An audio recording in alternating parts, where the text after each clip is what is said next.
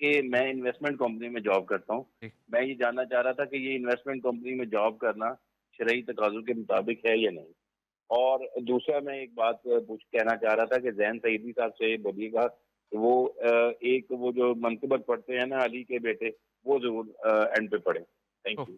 سودی بینک کے حوالے سے بات آئی تو میں تھوڑا سا اس کا جو مختصراً جی. مسئلہ ہے وہ جی، واضح کر دیتا ہوں کہ دیکھیں سودی بینکوں میں یا کسی بھی انویسٹمنٹ کمپنی میں وہ جابز کرنا جس کا براہ راست سودی معاملات کے ساتھ تعلق نہ ہو.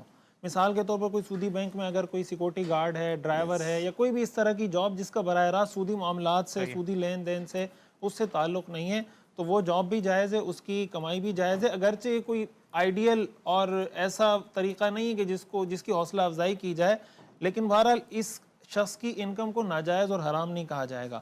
لیکن سودی بینک میں یا کسی بھی انویسٹمنٹ کمپنی میں اگر سودی معاملات ہو رہے ہیں اور اس آدمی کی جاب ایسی ہے جس کا تعلق براہ راست سودی معاملات سے، سودی معاملات میں انوالو ہو رہا ہے، جو حدیث میں آتا ہے نا کہ کاتب اور شاہد اور جو 4 لوگوں کے بارے میں آتا ہے، تو ایسی صورت میں پھر اس کی جاب بھی ناجائز ہوگی اور اس کی انکم بھی ناجائز.